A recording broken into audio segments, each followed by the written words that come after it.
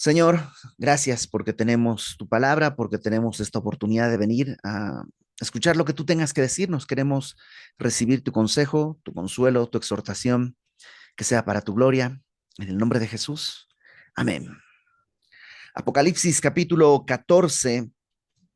La semana pasada no tuvimos reunión, pero la anterior sesión, digamos, vimos este momento en el que hay 144,000 que estos 144,000, según algunos, están en la tierra, en el monte de Sión, es decir, en Jerusalén.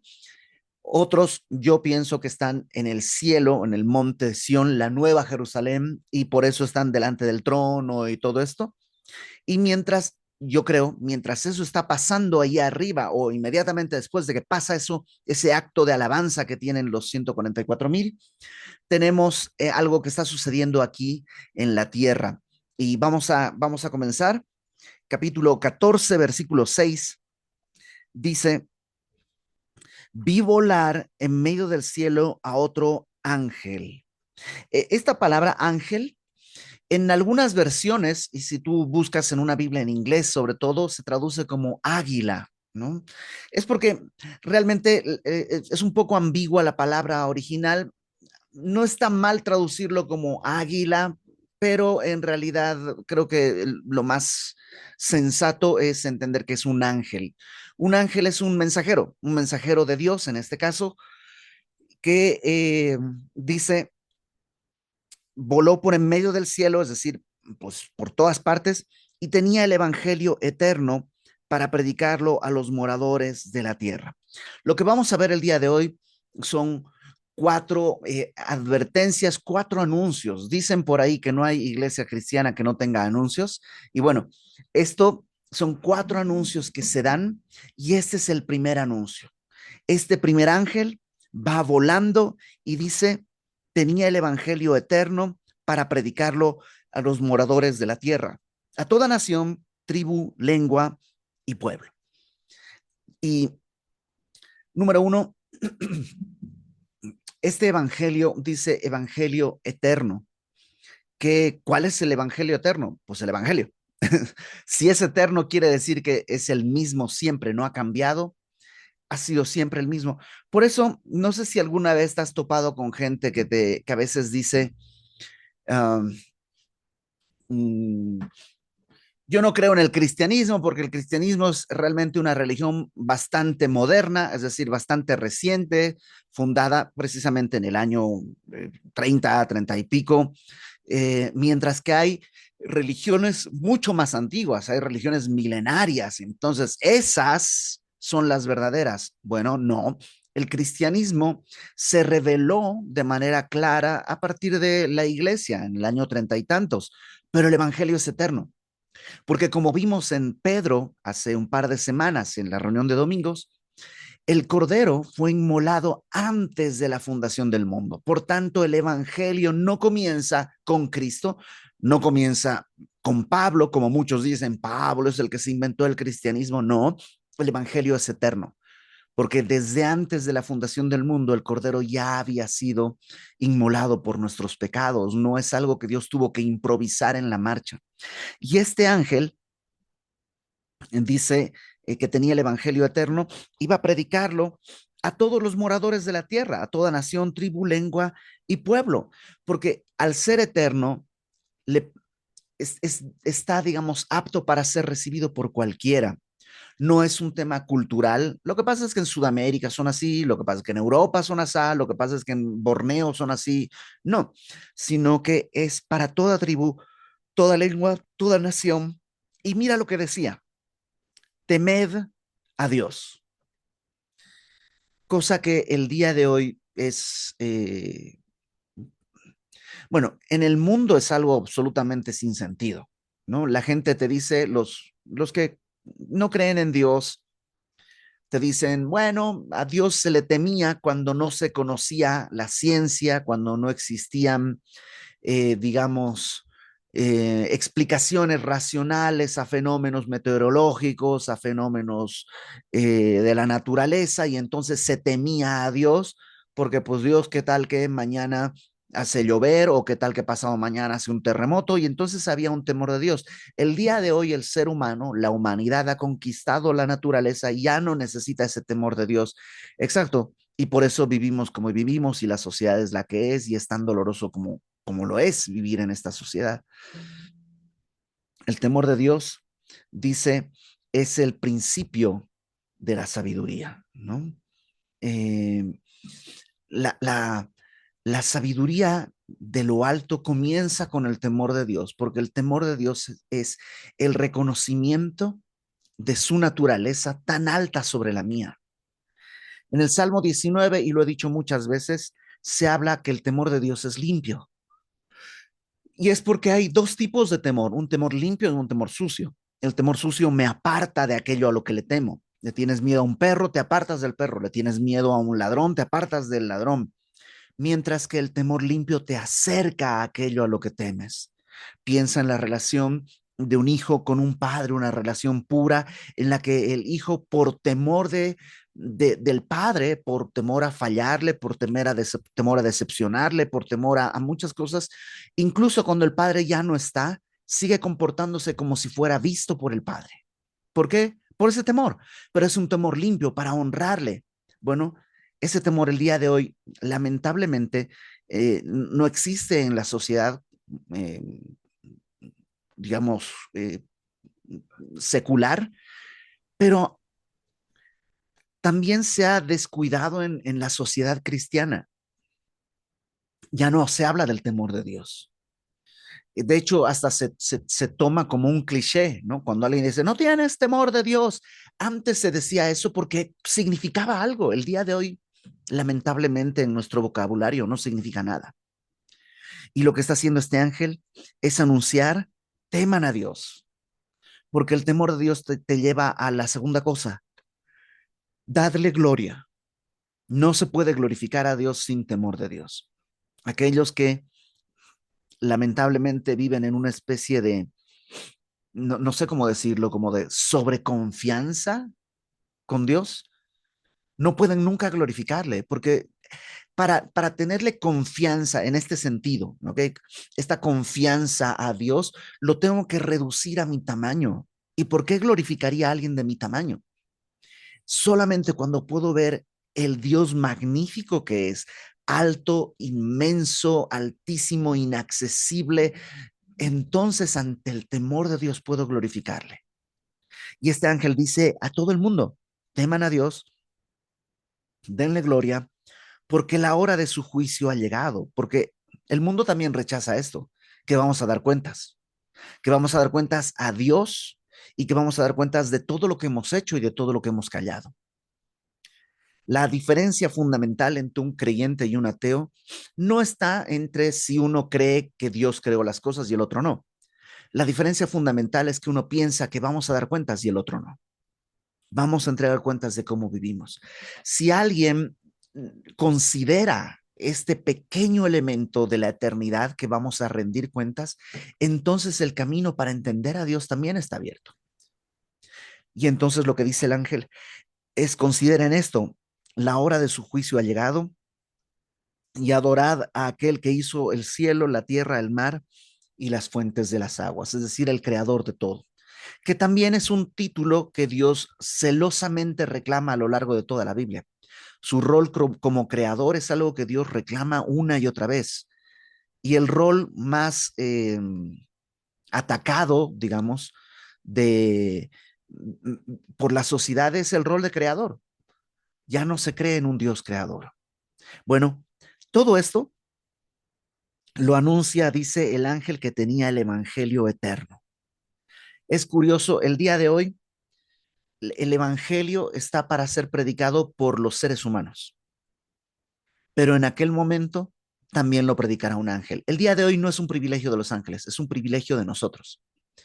En Hechos, me parece que es por ahí del capítulo 10, que hay un centurión, se llama Cornelio, es romano, y él recibe a un ángel. Es un hombre piadoso, ora, tiene una vida piadosa, pero por supuesto no es, digamos, cristiano, pues es un romano, no conoce tal vez del Dios judío, pero no conoce más. Y de pronto se le aparece un ángel Y este ángel le dice, ve a llamar a Simón, el que tiene por sobrenombre Pedro, y que él te va a hablar cosas que necesitas oír. Y entonces van, mandan traer a Pedro, viene Pedro, y Pedro básicamente le predica el evangelio. Y uno se preguntaría, pero a ver, si está el ángel aquí, ¿por qué el ángel no le dice de una vez? Oye, no hay que adorar a Dios así, porque ahora Cristo ya vino, pagó por tus pecados. ¿Por qué no le explica? Porque no es el privilegio de los ángeles, es el privilegio de la iglesia el día de hoy. Y ese privilegio, mientras la iglesia esté aquí, nos corresponde a nosotros. Los ángeles lo podrían hacer mejor, sin dudarlo. Lo podrían hacer más rápido, sin dudarlo. Pero es algo que Dios encargó a la iglesia. Entonces nosotros estamos llamados a la predicación del evangelio. Ya en el tiempo de la gran tribulación, un ángel también tomará esta tarea, porque dice Mateo 24 que el evangelio será predicado a todas las naciones y entonces vendrá el fin. Y entonces, pues para que se cumpla eso, este ángel va a predicar en toda nación y entonces ya va a poder venir el fin. Pero mientras tanto, por lo pronto, estamos en el tiempo en que la iglesia debe hacerlo. Ese es el primer anuncio, este ángel que anuncia el evangelio. Verso 8, segundo anuncio.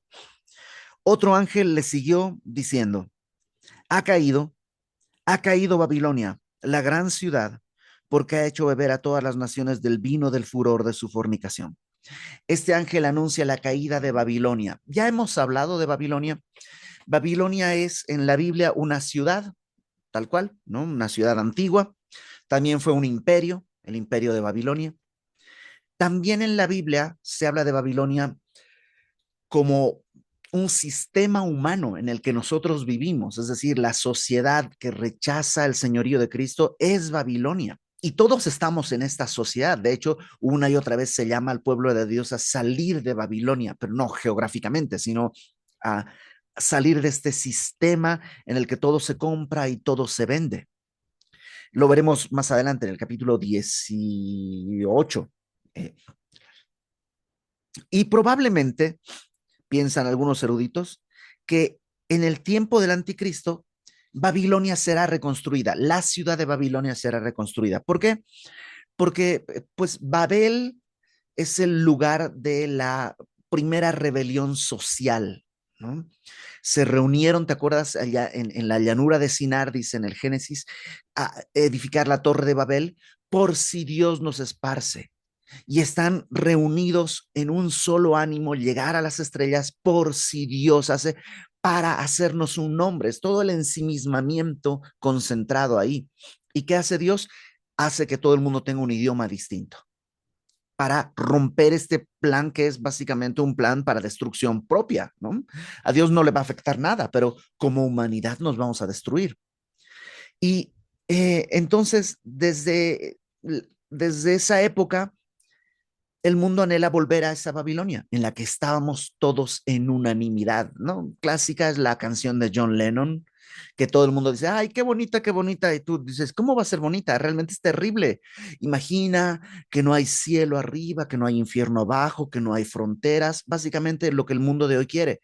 O sea, porque Dios desde el principio de la creación dividió blanco de negro, arriba de abajo, bueno de malo, día de noche. Dios hace una división y el ser humano el día de hoy ya no puede ni siquiera diferenciar hombre, mujer, bien de mal. Ya todo es una mezcla así, como una especie de slime así medio baboso, medio etéreo, así raro. Pero Dios tiene muy clara la diferencia entre una cosa y otra.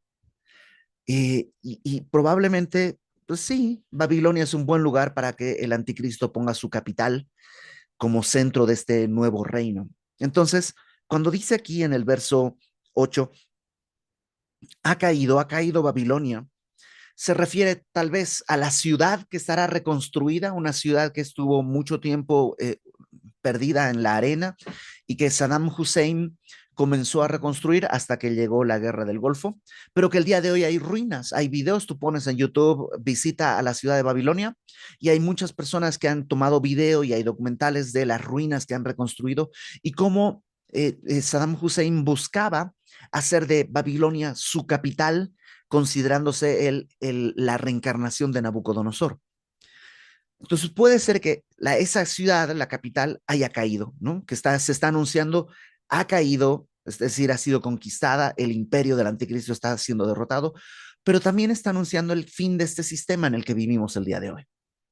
Este sistema que cobra la vida de tantas personas, de tantos inocentes, este sistema que es cruel y perverso y que cada día nosotros decimos, Señor, venga tu reino, vengas, que es que tu reino venga a la tierra ya, porque ya no queremos ver lo que estamos viendo. Un día se escuchará este anuncio. Ha caído esta Babilonia que ha hecho beber a todas las naciones del vino del furor de su fornicación. La idea es que la idolatría, la perversidad de esta Babilonia es como si se hubiera hecho un vino, ¿no? Se hubiera licuado y se hubiera hecho un vino y te da a beber para emborracharte de idolatría, de carnalidad, de todo esto. La sociedad entera se ha emborrachado con los deleites de esta Babilonia. Y eso es lo que vivimos el día de hoy. Es curioso cómo eh, todas las fiestas tienen que ver con alcohol, con inmoralidad, y la gente piensa que así es todo, la música piensa que así debe ser. Claro, están ebrios de digamos, el destilado de esta Babilonia y Dios va a juzgarlo. Dios va a juzgar todo eso en algún tiempo y caerá esta Babilonia. Tercer anuncio, versículo 9. El tercer ángel lo siguió diciendo a gran voz, si alguno adora a la bestia y a su imagen, ¿te acuerdas que en el capítulo anterior vimos que el falso profeta manda hacer una imagen de la bestia y la pone en el templo que ya va a estar en Jerusalén para que todos la adoren e incluso hace que pongan una marca de tal manera que el que no tenga la marca no pueda comprar ni vender? Bueno, esto nos muestra cómo no es un asunto comercial nada más. La marca no es un tema comercial, no es como que saqué una tarjeta de crédito y esa es la marca de la bestia. No, yo no quería y ahora qué va a pasar. No, no va a ser una cosa así sin querer. Es un acto de adoración, un poco como en los tiempos del Imperio Romano. Tenías que, como ciudadano del Imperio Romano, tenías que prender una varita de incienso, decir César es Dios, y aunque no lo creas, digamos, lo tenías que hacer para que te den como tu sello de que sí adoraste al emperador. Y los cristianos no hacían eso y por eso eran perseguidos. Entonces, lo que está diciéndonos acá es que verso 9. Si alguno adora a la bestia o a su imagen y recibe la marca en la frente o en su mano, está ligada la marca a la adoración. Si alguno cede en eso, él también beberá del vino de la ira de Dios, que ha sido vaciado puro en el cáliz de su ira. Aquí es otra copa de vino, no es la otra copa que te embriagaba de los deleites del mundo, no, no. Esta copa es la ira de Dios. De nuevo, la ira de Dios es la respuesta ante el pecado. La ira de Dios es lo que corresponde ante el pecado. Y es como la ira de Dios se hubiera destilado en una copa, un cáliz es una copa, y entonces tuvieras que beber la ira de Dios como pago por el pecado que has cometido, por los pecados que has cometido. Jesús, por supuesto, esta ira es condena eterna, ¿no? Dice ahí, será atormentado con fuego y azufre delante de los santos ángeles y del Cordero, y el humo de su tormento sube por los siglos de los siglos. Entonces, el beber de esta copa es beber este juicio, es la condena eterna. Pero nosotros que hemos creído en el sacrificio de Cristo, somos salvos porque Él bebió la copa por nosotros. No es que nosotros no nos dieron la copa. Sí, sí, sí, se nos dio nuestra copa porque somos pecadores. Nuestra medida de vino fue servida, pero Cristo la bebió en nuestro lugar. ¿Te acuerdas en Getsemaní? Cuando Jesús está a punto de enfrentar lo que es lo más terrible que es ser separado del Padre porque el que es santo, santo, santo, va a cargar en sí el pecado de toda la humanidad. Antes de hacer eso, él ora y dice, Señor, no quiero esta copa, la copa de tu ira, pero que no se haga mi voluntad, sino tu voluntad. Entonces, para los que han rechazado el Evangelio, los que han rechazado la gracia de Dios, ellos tendrán que beber esta copa. Ahora, dice aquí, verso 10, beberá del vino de la ira de Dios que ha sido vaciado puro en el cáliz de su ira. La idea de puro es sin diluir. La ira pura de Dios es la que van a beber. Y será atormentado con fuego y azufre delante de los santos ángeles y del Cordero. Esto del fuego y azufre es lo que conocemos como el infierno, el lago de fuego. Ese es el destino eterno de los que rechazan la gracia de Dios. Y el humo de su tormento sube por los siglos de los siglos, y no tienen reposo de día ni de noche los que adoran a la bestia y a su imagen, ni nadie que reciba la marca de su nombre. Hay toda una doctrina, hay un debate en la iglesia el día de hoy y una doctrina que habla que le llaman la aniquilación, una cosa así, que tiene que ver con que si no eres salvo, vas a ir al infierno y en el infierno en algún momento tú vas a verte consumido y vas a desaparecer, vas a dejar de existir. Por tanto, el castigo no es eterno. Puede ser muy largo, pero en algún momento vas a ser consumido y ¡rum! Desaparecerás.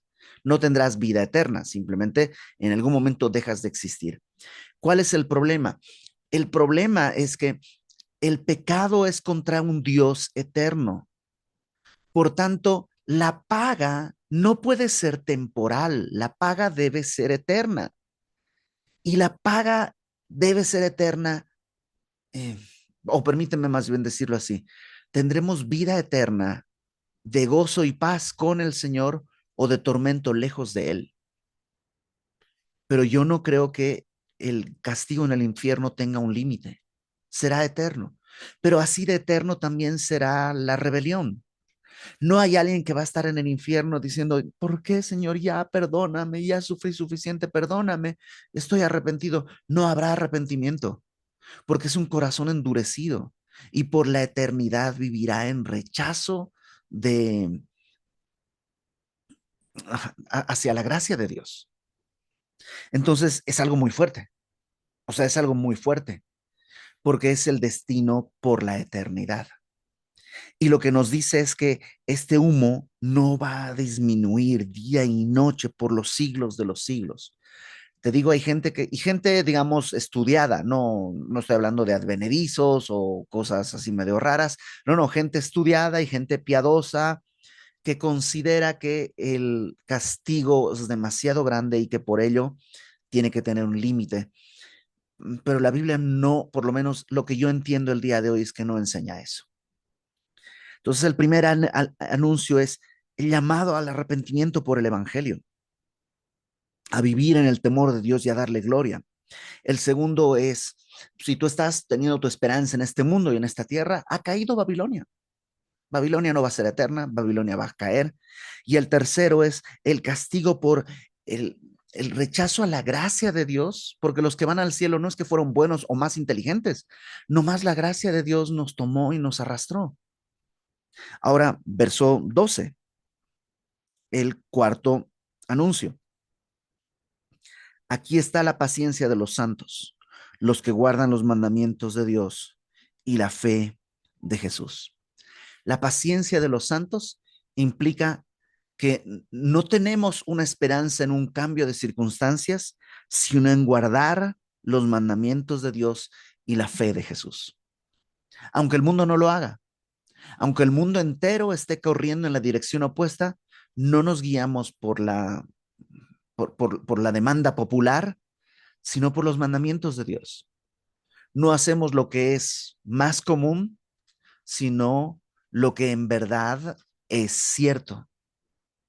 Así que estos cuatro anuncios van a estar sonando y resonando por los cielos en el tiempo de la gran tribulación. Pero el día de hoy, nosotros somos los ángeles. Ángel quiere decir mensajero. Nosotros somos los que debemos llevar el mensaje. ¿Cuál mensaje? Número uno, el Evangelio. Anunciar el Evangelio eterno a las personas. Llamar a las personas a, a buscar a Dios, a temer a Dios, a darle gloria a Dios. Y al primero al que debemos convencer de eso es a nosotros mismos. Yo debo predicarme a mí mismo el evangelio, llamarme al temor de Dios, llamarme constantemente a glorificar a Dios en mi vida. El segundo anuncio que tenemos que hacer es recordar que esta tierra no es eterna, que veíamos este domingo justamente en Primera de Pedro, que toda la hierba es perecedera y la gloria del hombre es como la flor de la hierba que se cae, pero la palabra de Dios permanece para siempre. Si yo me aferro a las verdades de este mundo y a las cosas de este mundo, todo esto va a caer. No puede sostenerme porque está ya mero en caída, sino a la palabra de Dios. El tercer anuncio es aguardarnos del mundo, aguardarnos de entrar en este sistema, a vivir de tal manera en la que, pues sí, no puedo comprar y vender lo que este mundo me ofrece. No tengo la marca, pero tengo otra marca. Dice Efesios que el Espíritu Santo ha venido hacia dentro de nosotros como un sello y portamos esa marca. Y así como el anticristo solo provee a los que tengan su marca, podemos confiar en que Dios provee a los que llevan su sello. Dice el Señor Jesús que todas las cosas, el que comeré, el que vestiré, todo eso será añadido para aquel que busque el reino de los cielos y su justicia. Entonces no tenemos por qué estar mendigando que el mundo nos dé aplausos, nos dé likes o nos aprecie. Buscamos el favor de los hombres de ninguna manera. Tenemos un sello que nos hace distintos y buscamos esa gloria de Dios. Y en cuarto lugar, día a día estamos llamados a ejercer paciencia. Un día va a regresar el Señor, pero por lo menos el día de hoy hasta las 8:50 no fue. Y tendremos que esperar y ser pacientes por lo menos hasta las 8:51 y tal vez hasta las 8:52 y tal vez hasta mañana. Pero ¿qué hacemos mientras esperamos? Porque el regreso es seguro. La paciencia no es a ver si viene, es ya viene, pero no sé cuándo. Y mientras tanto, ¿qué hacemos? Guardamos los mandamientos de Dios y la fe de Jesucristo. Ese es nuestro llamado.